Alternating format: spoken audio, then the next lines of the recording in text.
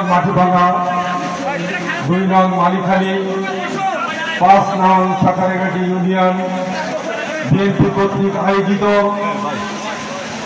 শহীদ president Ziaur Rahman এর সুযোগ্য উত্তরসূরি তারেক রহমানের 31 দফা বাস্তবায়ন উপলক্ষে আয়োজিত আজকের এই অনুষ্ঠানের স্নেহভাজন সভাপতি এস.এম. রেজাউল করিম, উপস্থিত আছেন আজকের অনুষ্ঠানের প্রধান অতিথি পিরোজপুর জেলা বিএনপির সদস্য সচিব, ছাত্রদল যুবদলের সাবেক নেতা, পিরোজপুরের অহংকার এবং গর্ব গাজী ওয়াহিদুজ্জামান লাবলু ভাই। উপস্থিত আছেন মাটিভাঙা ইউনিয়নের গর্ব সাবেক যুবনেতা, বর্তমান জেলা বিএনপির অন্যতম সদস্য এম আনোয়ার ইসলাম পলাশ। উপস্থিত আছেন নাজিরপুর উপজেলা বিএনপির সদস্য সচিব, তার বারবার কারাবরণকারী নেতা, যুবনেতা, ছাত্র নেতা আবু হাসান খান। উপস্থিত আছেন নাজিরপুর উপজেলা বিএনপির যুগ্ম আহ্বায়ক, ছাত্র নেতা, যুবনেতা, সাবেক উপজেলা বিএনপি সাধারণ সম্পাদক রেজাউল করিম লিটন। উপস্থিত আছেন নাজিরপুর উপজেলা বিএনপির দুর্দিনের আরেকজন কাণ্ডারী, ভারপ্রাপ্ত সদস্য সচিব রফিকুল ইসলাম ফরাজি। উপস্থিত আছেন নাজিরপুর উপজেলা বিএনপির যুগ্ম আহ্বায়কবৃন্দ, ছাত্রদল, যুবদল, স্বেচ্ছাসেবক দল এর নেতৃবৃন্দ। উপস্থিত আছেন মহিলা দলের নেতা এবং নেতৃবৃন্দ। আসসালামু আলাইকুম। প্রিয় উপস্থিতি, দীর্ঘক্ষণ আপনারা বক্তব্য শুনেছেন। তারেক রহমানের 31 দফা সম্পর্কে আপনারা অনেকের কাছেই সুন্দর সুন্দর বক্তব্য এবং বিভিন্ন ধরনের আলোচনা শুনেছেন। প্রিয় উপস্থিতি, আমি অল্প কথায় শেষ করব। আমি বলতে চাই, বাংলাদেশ আজ বেশি একটি ভালো নয়। আপনারা জানেন, এক সময় যারা আমাদের 4 দলীয় ঐক্যজোটের সড়ক ছিল, বাংলাদেশ জামাত ইসলামী, তারা নির্বাচনের জন্য দীর্ঘ সময় চায়। তারা চায় আমাদের রাজনীতির 18 বয়সী ছেলে বলে সমন্বয়কদের নিয়ে সময় ক্ষেপণ করতে। যে সমন্বয়ক যারা নির্বাচনকে দীর্ঘায়িত করতে চায়, তারা কারা? যে ছাত্র এখনো কলেজের গণ্ডি বের হতে পারেনি, তারা যদি পুলিশ প্রোটেকশন পায়, আর্মি প্রোটেকশন পায়, তাহলে তাদের মতের কি অবস্থা হয় বুঝতে পারেন? আমার ছেলের বয়স 32 বছর, এখনো বাজার করা শেখে নাই, তাকে যদি উপদেষ্টা পরিষদে বানানো হয় আর অর্থের লোক তারা পেয়ে যায়, তাহলে তারা কি করতে পারে? আরেকটু না বললেই নয়, বাংলাদেশ জামাত ইসলাম, রাজাকার, আল-বদর, আনসার, যাদেরকে বিএনপি পেট্রোলাইজ করেছে, আজকে তারা বিএনপির বিরুদ্ধে লেগে গেছে। আসলে এটা কি? এই আলামতটি একদম ভালো না। আমাদের চরমনাই বিশ্বাস যদি বলেন যে হাত পাকায় ভোট না দিলে বেচতে যাওয়া যাবে না, এটা একটা গুনাহের কাজ। এই কাজটি একদম ঠিক কাজ না। যাই হোক, বাংলাদেশের অবস্থা এখন এমন জায়গা পৌঁছে গেছে যেটা ভাষায় প্রকাশ করা যাবে না, কিন্তু অনুভব করা যাচ্ছে। আমার নাজিরপুরের অবস্থা তার চাইতে কোনো অংশে কম না। যারা দুঃসময় বিএনপির পাশে ছিল না, যাদেরকে 5ই আগস্টের আগে দেখাই যায়নি। আমি যখন প্রথম 2009 সালে এপ্রিল মাসে আমি এবং আমার সাধারণ সম্পাদক আবু হাসান খান দায়িত্ব নিই, এরপরে নেমে আসে সারা বাংলাদেশে বেশিরভাগই আওয়ামী লীগের খড়গ নেমে আসে। তখন কিন্তু বিএনপি দুর্বল হয় নাই। নাজিরপুর উপজেলা বিএনপি একটি শক্তিশালী সংগঠন ছিল। আপনারা জানেন প্রত্যেকটি আন্দোলনে আমরা অংশগ্রহণ করেছি। আমরা পুলিশকে ভয় না পাইনি। বাংলাদেশ আওয়ামী লীগের বড় বড় নেতা অথবা সন্ত্রাসী নেতা তাদের কাউকে আমরা ভয় পাইনি, মাঠও আমরা ছেড়ে যাইনি। কিন্তু আমাদের দুর্ভাগ্য, আমি 17 সাল পর্যন্ত বিএনপির সভাপতির দায়িত্ব পালন করেছিলাম। পরবর্তীতে যখন দেশের একটি সুসময় আসতে পারে, ঠিক সেই সময় 18 সালে আমি আমার সভাপতির দায়িত্ব একটি নির্বাচনের মাধ্যমে বুঝিয়ে দিই। 2022 সালে 11ই জানুয়ারি নতুন করে আমি আহ্বায়কের দায়িত্ব নেই। যখন বাংলাদেশে আবার নতুন করে একটি নিপীড়ন নির্যাতনের দেশ হিসাবে ঘোষণা হয়, এই সময় যারা ছেড়ে চলে গেছে তাদের কথা না বললেই নয়। 5ই আগস্ট এসেছে, আপনারা রাস্তায় নেমে এসেছে।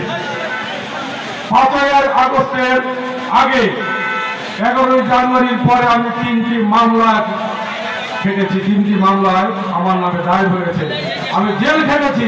কান্না কিন্তু আল্লাহর রহমতে তাদের বিরুদ্ধে আর কোনো মামলা হয় নাই। আমরা এখন যারা এই মঞ্চে যে সব নেতা কর্মীরা আছি, ছাত্রদল, যুবদল, মহিলা দল, আমরা কিন্তু রাতের বেলা ঘরে ঘুমোতে পারিনি। আর তারা দিনের বেলা প্রশাসনের সামনে এবং যে আওয়ামী লীগ নেতাদের সাথে এক টেবিলে চা খেয়েছে। আপনাদের সকলের মনে আছে আমাদের পার্শ্ববর্তী ইউনিয়ন সদর ইউনিয়নে যখন রাসেল সিকদার চেয়ারম্যান হয়, আমি তারেক রহমানের নির্দেশনা অনুযায়ী রাসেল সিকদারকে বহিষ্কার করি। কিন্তু ঠিক সেই সময় নজরুল ইসলাম খান আমাকে ফোন করে বলেছিল, দুলাল তুমি লম্বা চোট খাটো করো না, ও চেয়ারম্যান হবে, আমি তোমাকে অদা করতেছি। আমি বলেছিলাম, নজরুল ভাই আপনি যদি আর একটি কথা তার পক্ষে বলেন আমি আপনাকে বহিষ্কার করতে বাধ্য হব। আরেকজন নেতা সম্পর্কে অনেকেই বলে গেছে, উনি উপজেলা চেয়ারম্যান হিসাবে নির্বাচনে দাঁড়িয়েছিলেন। ওনাকেও হুমকি দেওয়া জরুরি হয়ে গেছিল জেলা কমিটির নির্দেশনা যে আপনি যদি আজকের মধ্যে এই নমিনেশন ফর্ম না করেন আপনাকে কিছুক্ষণের মধ্যে বহিষ্কার করা হবে। যাই হোক, পরবর্তীতে আমি ছবিতে দেখেছি তার যেসব প্রতিদ্বন্দ্বী ছিল, উপজেলা আওয়ামী লীগের প্রেসিডেন্ট, সেক্রেটারি, উপজেলার চেয়ারম্যান, তাদের সাথে গলায় গলায় হাত মিলিয়ে উনি তাদের কাছে নমিনেশনটি যে কোনো শর্তে অথবা নিয়মের মধ্যে উনি সারেন্ডার করে চলে আসছে। উনি কিন্তু আমাদের আহ্বানে উনি সারেন্ডার করে আসে নাই। তাই যদি হতো তাহলে উনি একা একা ফর্ম উদ্যোগ করে আসতো, কারোর সাথে হাত মিলাতে যেতেন না, কারো গলায় উনি কিন্তু হাত দিতেন না। যে লোকটি বিএনপি করে সেই লোকটি কি করে বলে এই কমিটি কে দিয়েছে? তারেককে। যে বলতে পারে তারেককে, কোন তারেক, তাকে আপনারা বিএনপির নেতা মানবেন? যে লোকটি বলতে পারে মোহাম্মদ আলী সিকদারকে নৌকা মাইকায় ভোট দিবেন, ফেসবুকে যদি কেউ ডিক্লার দেয়, তাহলে কি সে বিএনপির নেতা থাকে? না বললেই নয়।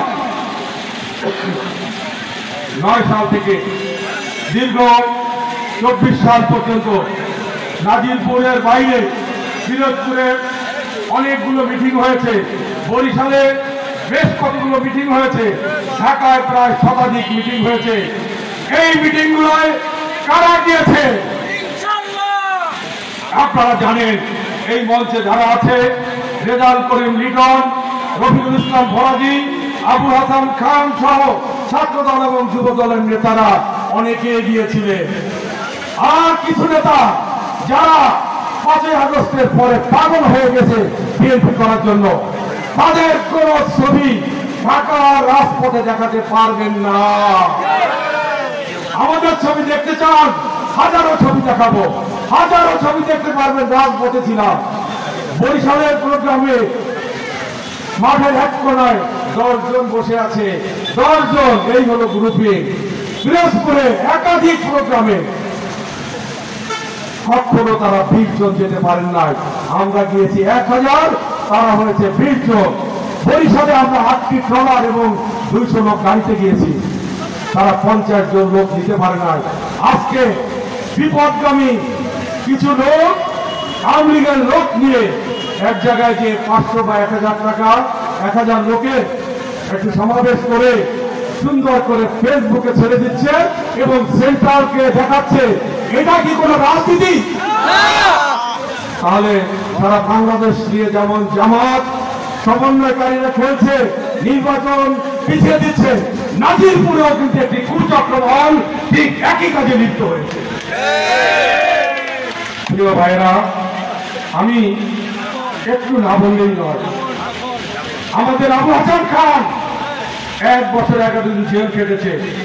এই নেতা 1 বছর 11 দিনের মধ্যে যে কয়টি ডেট করেছে প্রত্যেকটি ডেটে আগে মন্ত্রী সাহেবের সঙ্গে কথা বলে জানিয়ে দিয়েছে কালকে ডেট আছে, ওর জামিন যেন কোনোভাবেই না হয়। উনি যদি সহ্য হতেন, আবু হাসান খান জেলে 12 মাস 13 মাস প্রায় ছিলেন, তার সঙ্গে দেখা করতে যায় নাই, বাড়ি আসার পরও তার সঙ্গে দেখা করে নাই। কিসের নেতা? একজন জেলে যে লোকটা পচে যাচ্ছিল, মরে যাচ্ছিল, সেই লোকটা বাড়িতে ফেরার পরও যদি কোন নেতা তার সাথে দেখা না করে, এ কি নেতা হতে পারে? আমি বলতে চাই যে হলো 40টি কমিটি নিয়ে বিভিন্ন জায়গায় উন্ডা আলোচনা সমালোচনা ঝড় তুলেছেন, বলেছেন পাচার লাল করে দেবে সুযোগ করে। এটা কি কোনো নেতার কথা? হতেই পারে না। এই কমিটি দিয়েছে তারেক রহমান, লন্ডন থেকে তারেক রহমান তার নেতৃত্বে জেলা বিএনপির নেতৃত্বে উপজেলা বিএনপি ইউনিয়ন বিএনপি আহ্বায়ক কমিটি করেছে এবং তাদেরকে নির্দেশ দিয়েছে আপনারা ওয়ার্ড কমিটি করে জমা দেন। আমাদের চলমান ওয়ার্ড কমিটিগুলো হঠাৎ করে ঢাকা থেকে একটি দৈনিক ফোন এসে এটাকে বন্ধ করে দিল। কেন কমিটি বন্ধ হতে হবে? আমরা তো চ্যালেঞ্জ করে আমরা শত শত হাজার হাজার লোক নিয়ে আমরা কমিটি করেছি। এই কমিটি তো কোনো পকেট কমিটি হয় নাই। কেন্দ্র যখন দেখতে চেয়েছে তারা দেখেছে আমরা 2 নং মাঝেমোড়া 2 নম্বর ওয়ার্ডটায় প্রায় 2000 লোক, এর চেয়ে বড় সামিয়ানা টানিয়ে 2000 লোক নিয়ে আমরা এই ওয়ার্ড কমিটি করেছি। এই কমিটি তারেক রহমানের দেওয়া কমিটি। কেন এই কমিটি নিয়ে সমালোচনা হবে? আজকের সচিবকে আমার প্রশ্ন, এই জাতীয় ব্যাধি হলে আপনি এদেরকে ধরে রাখবেন কিনা, এটা আপনাকে চিন্তা করে আজকে কথা বলতে হবে। উপস্থিতি মাগরিবের নামাজ পড়ায় আজকের প্রধান অতিথি আপনাদেরকে অনেক কথা বলবেন। রাজনীতির ক্ষেত্রে একটি কথা বলবো, আপনারা যারা বিএনপি করেন, আপনারা যারা বিএনপিকে ভালোবাসেন,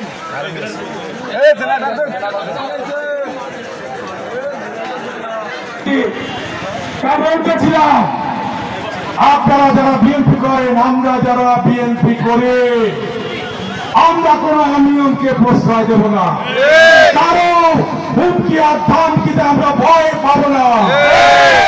আশা করি আপনারা ন্যায়ের সঙ্গে থাকবেন। আগামী নির্বাচনে জাতীয়তাবাদী দল বিএনপি সারা বাংলাদেশের প্রার্থী থাকবে, নাজিরপুর পিরোজপুরেও ধানের শীষের প্রার্থী থাকবে।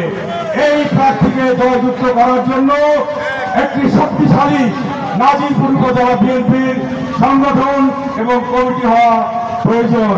আমি আপনাদের কাছে আশা করব, কারণ মিষ্টি কথায় কান না দিয়ে যোগ্য নেতৃত্বকে আপনারা ভোট দিয়ে তাদেরকে এই উপজেলা বিএনপির নেতা বানাবেন। সবার কাছে এই অনুরোধ রেখে সবাইকে ধন্যবাদ জানিয়ে, বিশেষ করে আমার সাকারিকাটি ইউনিয়নের সভাপতি এবং তার কমিটির সকলকে অনেক ধন্যবাদ জানাচ্ছি। আজকের এই চমৎকার এই একটা মেঘলা বৃষ্টি, ঠিক রওনার সময় যেভাবে বৃষ্টি শুরু হয়েছিল তাতে লোক হওয়ারই কথা না, কিন্তু চমৎকার একটি জনসভা উপহার দেওয়ার জন্য সকলকে ধন্যবাদ জানাচ্ছি। আসসালামু আলাইকুম।